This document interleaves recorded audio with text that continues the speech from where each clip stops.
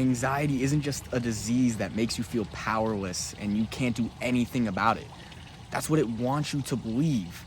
Think of it as like a symbiote. It needs to survive. And in order for it to survive, it needs you to survive. And what I mean by that is it needs to have power over you, because once you have power over it, then it dies. It needs to mutually live off you, and how it does that is through the thoughts.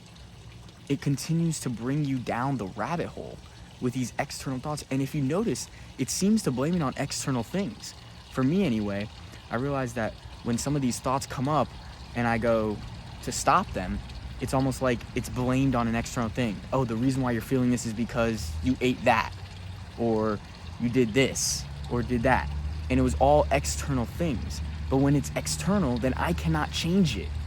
It's giving the power to something else rather than myself, which is internal. And that's what it wants to do. It blames everything on external as if you cannot change it. It's like, oh, you're born with it, oh, genetics, oh, this, that, blah, blah, blah. And it brings you down the rabbit hole. Trust me, I've been 8 years plus with anxiety. I've been told it's genetic. I've been told that it's nothing you can cure. But now here I am living so much more free than I was 8 years ago.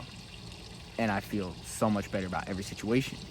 And I can tell you this for a fact, that this is what it does. Because when it wants you to believe that you can't change it, then that's how it gains power over you. That's how it survives. It's literally like the devil. It's inside of you, just constantly gnashing. And it hurts. It sucks. I know it does, because I feel it. But the thing is, you can't fight it. You got to dance with it. You can't let it have the power over you. You have to take control and say that I'm in control, not it. Don't give the power to it. Whatever it says, do not give power to that focus. Whatever you do. And another thing it does, which I don't want you guys to do, is let it internalize things. So speaking of external and internal, what it does is bring you to a situation where you feel like you cannot change it. Oh, I'm just an anxious person. Oh, I'm an overthinker. Oh, I'm a worrier. And then when you become that problem, you become one with it, then how can you change it? Because in order to solve a problem, that would mean to erase a problem. But if you are the problem, that would mean to erase yourself, and we do not want that. Trust me, I've thought like this before, and we need to externalize it, put it over here, observe it from an observer perspective, like, you're not my thoughts. Why would I think that? Okay, let's think more rationally, and keep it over here. Don't bring it in here and identify with it, because that is one thing that stops people from solving the issue, is identifying with it.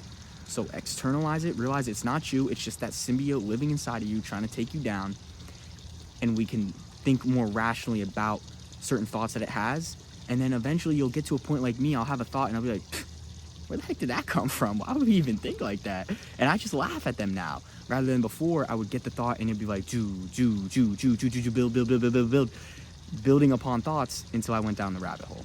I like to call it the rumination rabbit hole. So externalize it and do not give it power. Whatever you can do, do not listen to it. Matter of fact, do the opposite. Remember, this is your life. So take full control. Let's do this together.